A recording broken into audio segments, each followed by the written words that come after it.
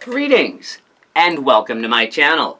This is Sorcerer Tal. You can also find me online at thesorcerersguild.com as well as on Facebook at the Sorcerers Guild. Today we are going to continue discussing my ongoing paradigm shift and introducing the Cosmic Collective, previously known as the Horde. Okay, so why are we changing the name from the Cosmic Collective, or from the Horde to the Cosmic Collective?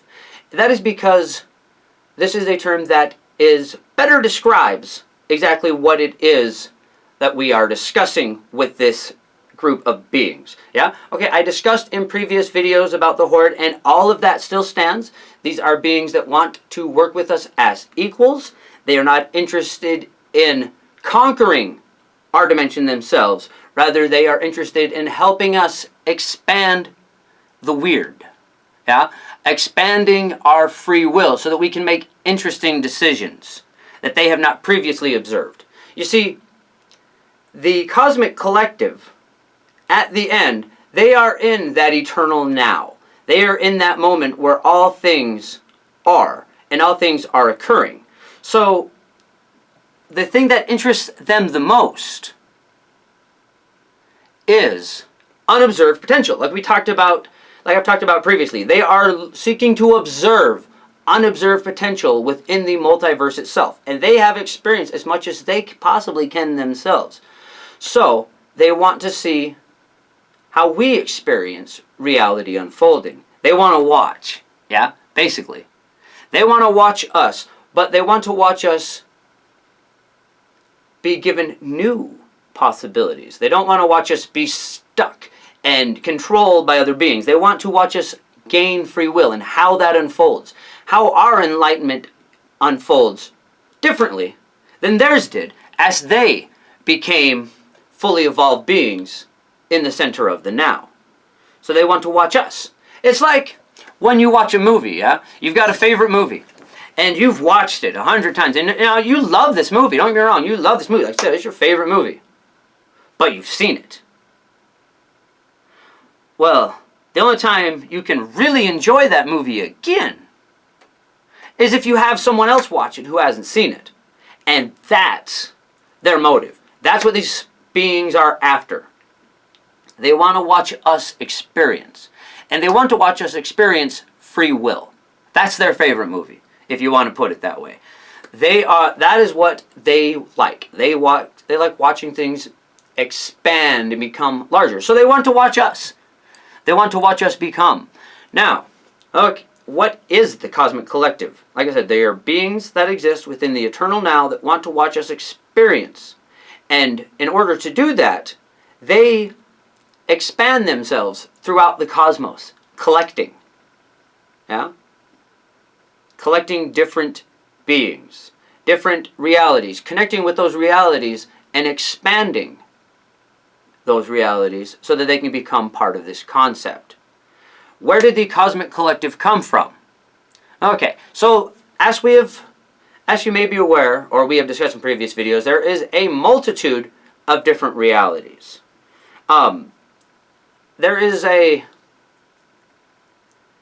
It's not quite a defined line, yeah, between space, outer space, and the multiverse. So we have all these different dimensions that exist outside of our reality, but there's also a distance involved there. So we'll get to that more in future videos. Anyways, so there are all these different points in the reality, and when we reach a moment of desperation, when a being reaches a moment of need to truly reach out past themselves to where the moment that is so desperate, so powerful that it needs to be fixed, but there is nothing within your own multiverse that can solve that issue. That is when someone finally reaches out past that moment and reaches out into the multiverse to gain whatever it is that they are seeking.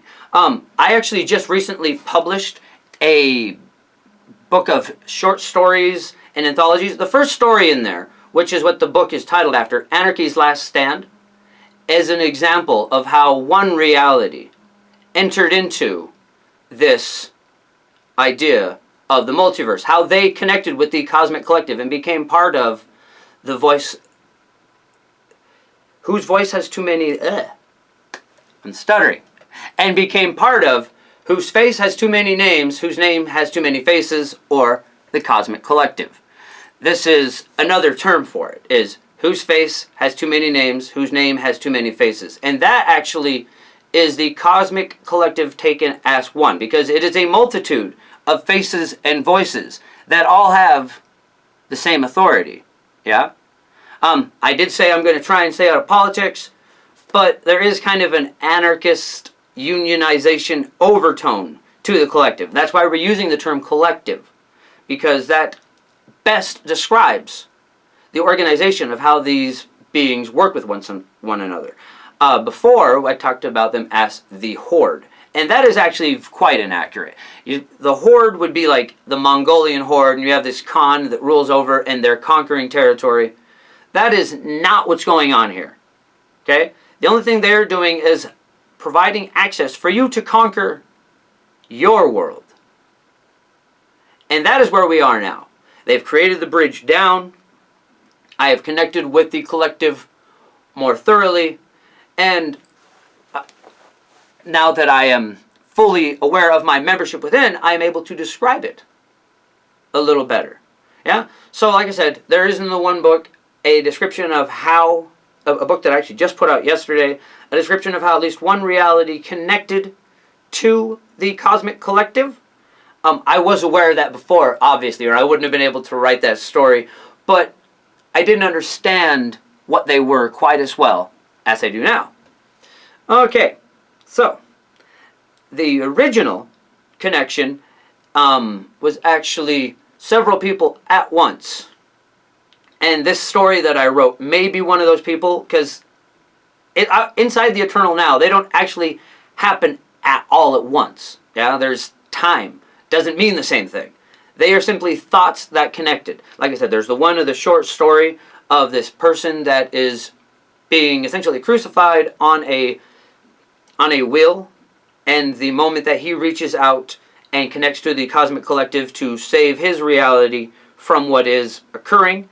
There is also another, this isn't a story I've written, I probably won't write it, but I do know that one of the other people that connected in that moment, in that space, was a young girl that was trapped, and somehow with beings that were trying to force her actually to reach out to other pieces, and she's one of the main parts.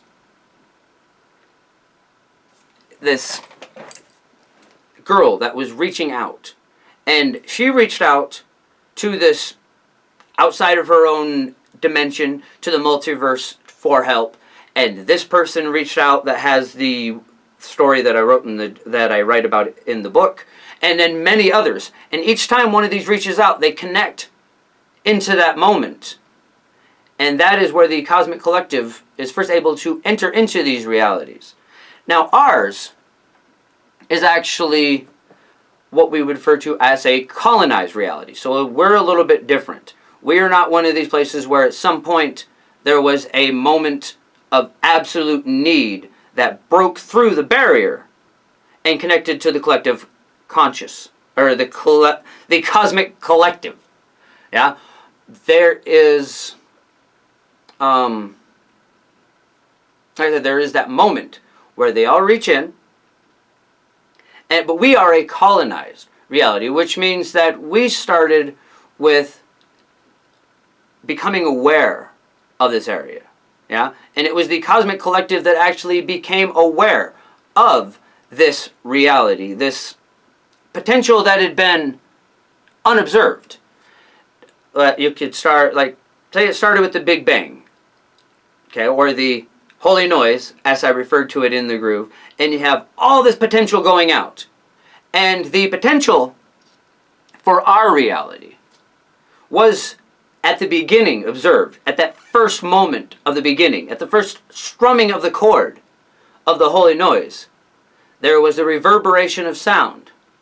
Yeah? And we're listening, we're observing, And as it goes out, there's some of it that we weren't able to hear. We heard the beginning of that song, but then it went out. So it was observed, but then what occurred to it after it was observed and created remained unobserved. Yeah? So we saw the beginning, but we didn't. No one really saw the rest. So it became unobserved potential, an uncolonized reality. And then we began observing that reality and began observing existence into it. And then at some point within that, we had the cataclysm, which caused us to lose connection to the cosmic collective. And we've been going through that through the last millennia or so. When this reality started, of course, when this reality started, they usually, when we colonize a reality, we'll start with 2 planets. And that's why we had the 2. We had Mars, and we had the Earth, and it was going along fine. And then we had the cataclysm, which caused us to lose connection, and not long after, Mars fell. And we wound up with just the 1 planet. But that is another video. I actually do have some channeling of Kind King Tao that goes into that, but I'm not sure how I feel about that stuff at this point, where I've actually fully connected. So I'm not actually going to point you to that. We will discuss it more in the future, as I understand it more clearly, like I do now. Before I was looking through, it's like I was looking through a curtain and trying to understand what I saw on the other side. And now that this paradigm shift has occurred, we have opened the curtain, stepped through the veil, if you will, and I'm able to go back and forth across the bridge. So I see these things much more clearly. And we will discuss more on that in the future. So, anyways, the Cosmic Collective, and how do we contact the Cosmic Collective? Well, we're going to be changing the sigils once again. We are not going to be working with the S1 sigil at this point. If that's how you're getting there, and you're still able to get there that way, that's not going to be closed off to you, okay? That's not what I'm saying. If that is working, go ahead, but add this as well. If you are ready to just now start performing the creation of your dream platform and all that stuff, use the sigil I'm about to give you. Okay, so it's not this one anymore, or this one, or the S1 that we had before. It is actually a sigil you will already be familiar with, because it was my yeast minion sigil, and I've used it in several videos. It's my altar servitor sigil. But now we are expanding on that concept, and we are using that altar servitor sigil to go back and forth across the bridge and connect to the Cosmic Collective. And we are going to have a few different ways to do that. But whether that symbol originally started out as my altar servitor, or if it was me trying to connect to a larger thing, I don't quite fully understand that. We are integrating the self now, and I don't want to say for sure how much was that other part of me influencing the part of me that was on the material plane. But it is very interesting the way things connect. And in fact, that sigil could very easily be made from 2 C's for the Cosmic Collective. So I'll go ahead and draw that again on this piece of paper here. It's a very simple sigil. And that's part of the point of why we're using this, is it's very simple. But I'm sure you can see how that could easily be made from 2 C's for the Cosmic Collective. But this is the symbol that we are using.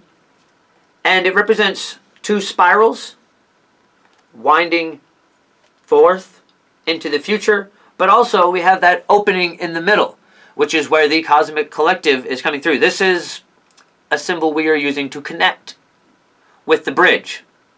Well, we'll be discussing a little bit more about creating a crossroads in future videos very soon. But for now, this is the sigil we are using to connect to the bridge and cross the bridge to work with the Cosmic Collective and to more easily access our own dream platforms, which will be located on the other side of the bridge. So we'll put that in here. And then I'm actually going to draw it one more time on a sigil here that I am going to be putting onto my altar. And this you will see more of, because we're going to be discussing this, how you can connect your altar to your dream platform with the simple use of a squigil. And that is what we're going to start calling this sigil, by the way. We can't call it the minion servitor sigil anymore, because that is not a... It doesn't imply what we're working for, yeah? There's no minions in a collective. We are all equals. So it's not quite that. It is the squigil. A little squiggle that we're going to use to connect to the horde, or the cosmic collective, and work with our dream platform. So from now on, we will be calling this the squigil, and if you would, you might want to draw it on your altar if you're going to connect your altar to the cosmic collective. And there's going to be a lot more coming through this, a lot more information coming across the bridge over time. But this is how we connect to the horde, is by drawing the squigil. And focusing on the squigil is how we cross the bridge. So we can simply focus it in our mind, draw the squigil in your mind, and then as you draw it, imagine yourself stepping through the circle in the center and onto the bridge.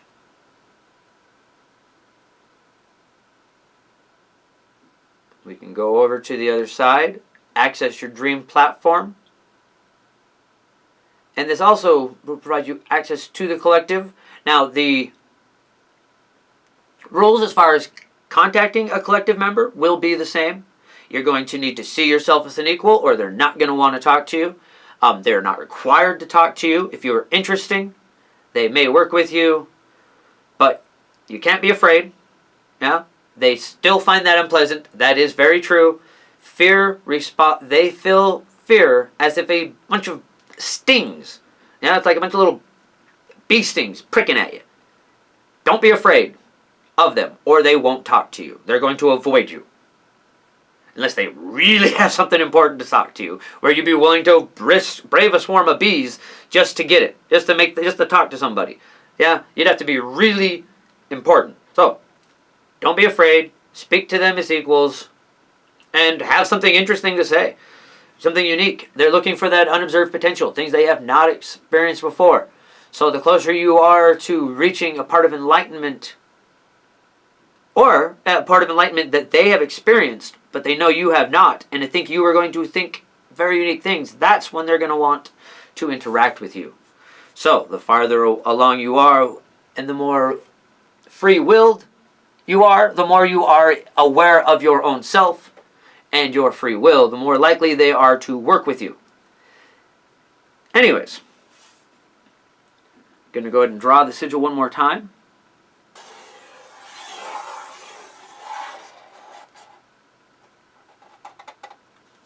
You'll note that it's a little bit different this time. We're not going to be obsessed with keeping it perfect each time. And actually, I just drew that on the back, didn't I? Okay, so this is probably more the front, yeah?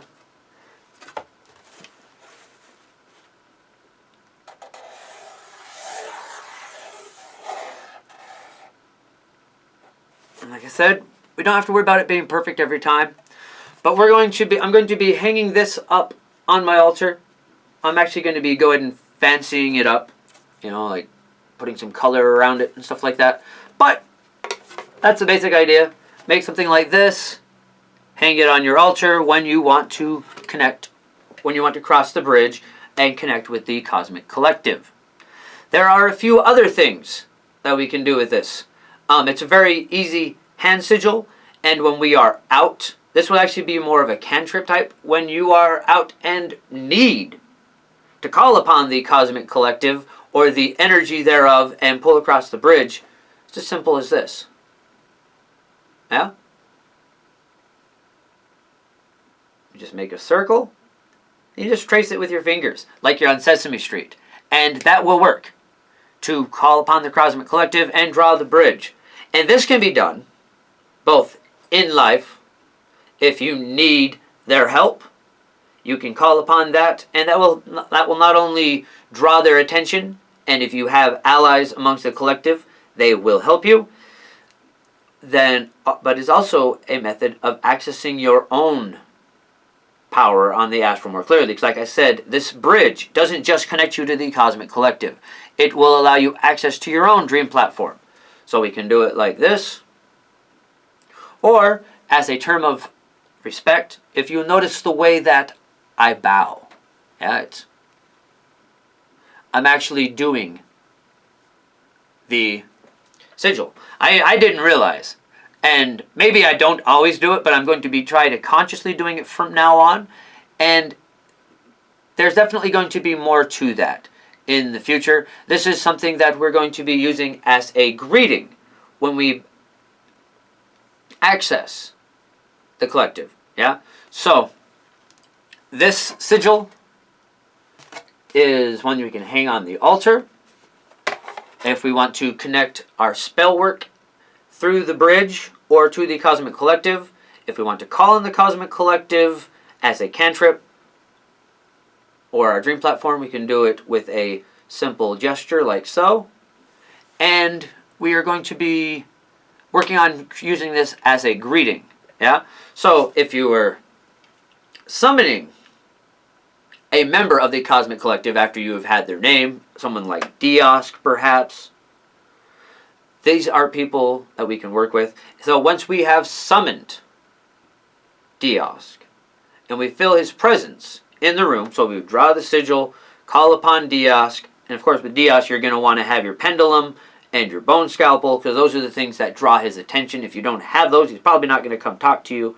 But put that on the altar, call his name, have those ready, and then when you feel his presence, we'll do a loop and then a back loop as a greeting. And this can be done very simply like that. So when we meet a member of the collective, that will be like our greeting. Anyways, I am really getting rambling on at this point. Is there anything else we need to cover on this? No.